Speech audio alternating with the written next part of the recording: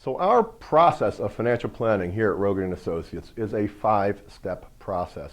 I want to go through step number 1 with you today, what we call the kickoff meeting, or the initial interview we sometimes call it.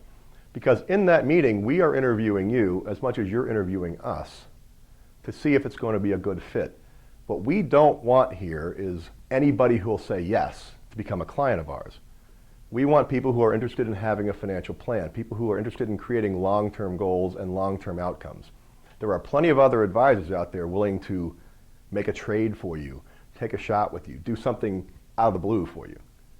We believe strongly that you should have a financial plan. Our initial meeting, we have a series of questions that we ask of everybody. So let's talk about those 6 questions. They're very serious questions, and they're asked in a very specific way, designed to get a response. There are no wrong or right answers. Very first question we ask, do you have a plan for your loved ones in the event, for whatever reason, you didn't wake up tomorrow?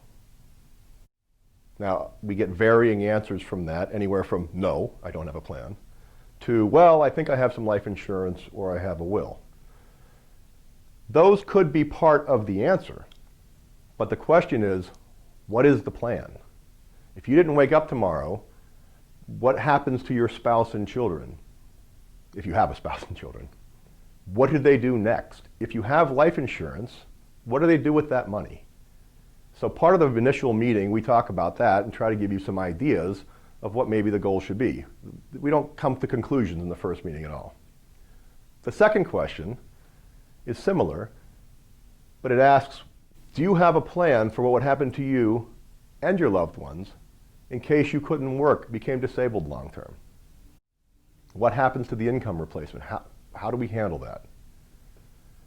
The third question we ask is about educating children. Is there anyone you'd like to help educate so that they're not having to pay off student loans while they're trying to save for their own children's education?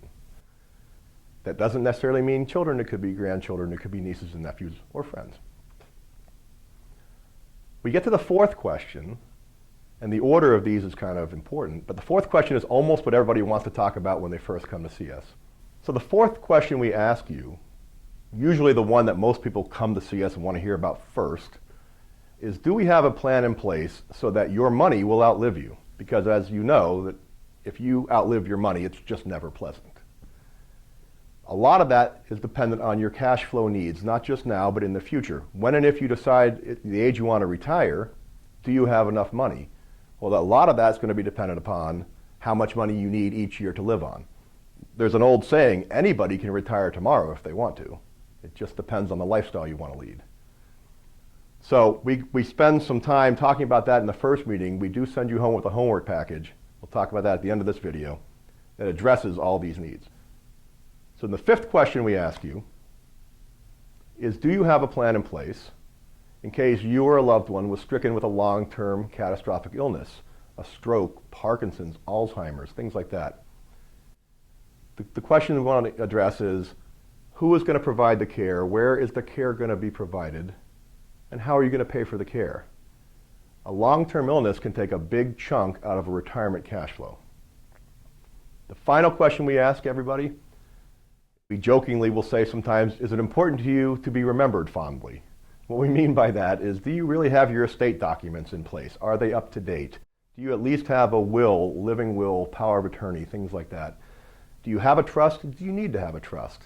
Do you have your beneficiaries in order? All those things are very important, but sometimes missed, especially in the financial industry that wants to tell you that they've got the hotter product, buy this product tomorrow. If you had the hottest investment portfolio ever, but you didn't address some of these questions, it won't make any difference to you. It won't make any difference to your family. If they don't have a plan in place, if you didn't wake up tomorrow, or you were disabled, or you had a long-term illness that wiped out the money, having the greatest investments is not important. So that's our first meeting. We send you home with a homework package. In this homework package, we ask you to analyze your cash flow needs now and also in the future. Now, some of that's a little bit of guesswork in the future, but we need to know where you are today to do some proper planning. We have a lot more information. We also have in there these 6 questions that we just asked you. We send you home with them as a reminder of what we've talked about. Again, the process here, we want you to buy into the process. We want you to remember the process. We want to make it as simple as possible, not complicated. Our second meeting starts when you fill this out and you call us back and you make a second appointment. So as simple as that is, the next video we'll talk about the second meeting. Again, I'm Michael Rogan, the founder of Rogan and Associates Financial Planners.